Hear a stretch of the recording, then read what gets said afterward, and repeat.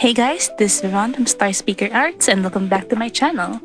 And I finally managed to wrangle up enough brain cells and willpower to be able to edit and voice over a video. So I'm trying to do everything in one shot. So if I'm a little bit more disorganized, less flowy with how I construct my sentences, it's because I'm very off the cuff right now in terms of what I'm saying.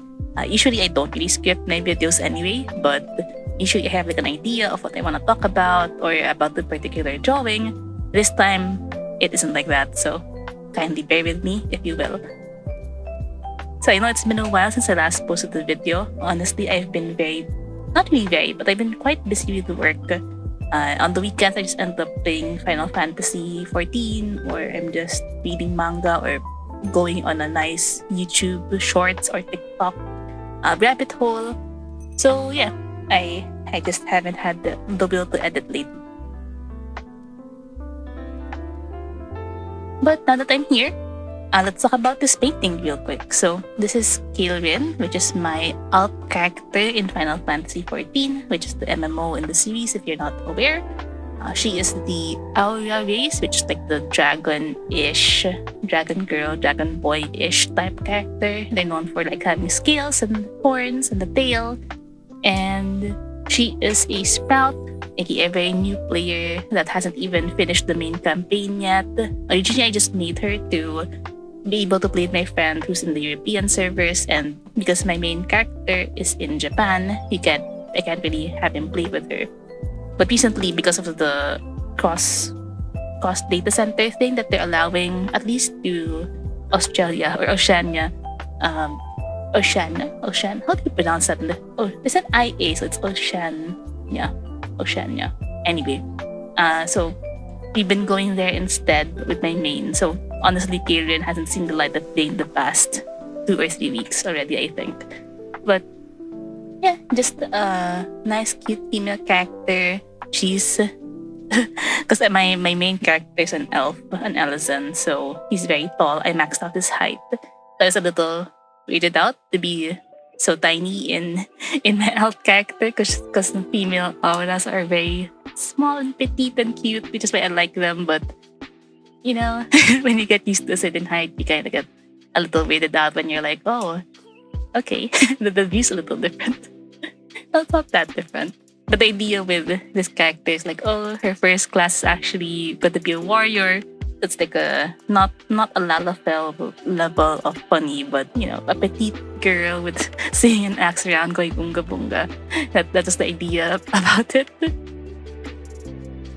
I don't really have, anything to say much about her. Her name is taken from one of my original characters some time ago. As typical of me, when I play online, I just tend to borrow names from my characters, but then just kind of act myself. In her case, it's also the same. I guess when I play her, I just tend to be a little bit slightly more outgoing than when I play a male character. I guess it's just an image thing that my males tend to be a little bit more aloof, a little bit more quiet, a little bit more withdrawn. But my female characters tend to be a little bit more outspoken, and because I'm an extrovert, a little bit more of the extrovert side of me. So maybe it's just an image thing for me mentally as well. Even though, I know guys can be very forward, especially online. But, that's that. I guess one interesting thing I do want to point out playing between different data centers essentially. So obviously in Japan, I'm not fluent in Japanese. I know just like the weeb amount of the weeb level of Japanese.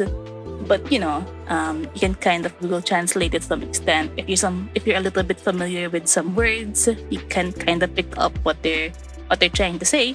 But in general, Japan is very quiet. If they do talk, it's usually in party chat or in a tel or in link shells if they do. But generally, like the overworld chat is quiet. People tend to leave each other alone, which is, not too surprising. I mean, it's about as what I expected. People are friendly when you do talk to them, but generally people won't exactly reach out to you and like just randomly talk to you kind of thing. But when I went to Europe and Australia, it was so weird. Like, I was there as my main character. So in Australia, I guess is the example. I was in Gedanya. I was just fishing because I was waiting for some friends to arrive. And like two people just started watching and clapping. And as I fished, and I'm like, I feel the pressure now because I normally am just left alone when I'm fishing or doing something. Like the only time I interact with other players in Japan is like when there are fates, or if I'm like there's this one time I was playing with another friend. We were doing blue mage and somebody else was also doing blue mage, so we partied up a little bit. But if you're just fishing, people just kind of leave you alone. So it's a little interesting, I guess, for just two completely random people to come up to me just because I was fishing. And like my fishing isn't even a high level. It's like level 52, I think. So yeah, that was a thing. Nice, I guess. It's a little bit weird. I mean, not weird, just a little bit different. Also, there's one time I also had the same character, my male character, my main. Also was just standing in Limsa, and like somebody started clapping at me, like, okay, I was just standing here. I wasn't doing anything, but okay. I don't really know what that's supposed to mean. Okay.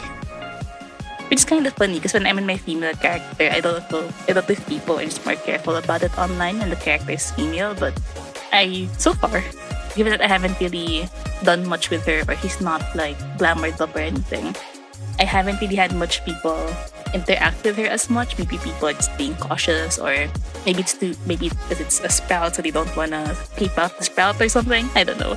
I have no idea. But yeah, it's an interesting culture difference. Like I've known, Western or English speaking people tend to be a bit more chatty. Didn't quite expect that level of chattiness. But it's fine. I mean, it's not a bad thing. It's just when you're so used to silence, suddenly a little bit of interaction makes it like, oh, wait, what kind of thing? So for dungeon running, I haven't really done a lot of solo dungeon runs in other servers. I'm usually with a friend or a couple of friends. But so far, it hasn't been bad. I haven't encountered things like the YT tanks kind of thing. And again, it's usually a friend, or it's usually a friend that's tanking anyway. Yeah. I think one thing I did notice, maybe it's just maybe they were just new player or something, but in Japan it tends to be the norm that somebody you always greet at the start of the dungeon.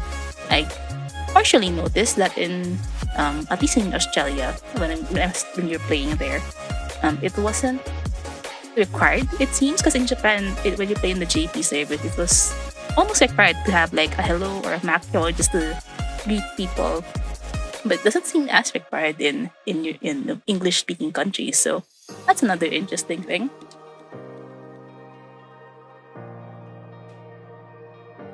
But other than that, so far it's been pretty good.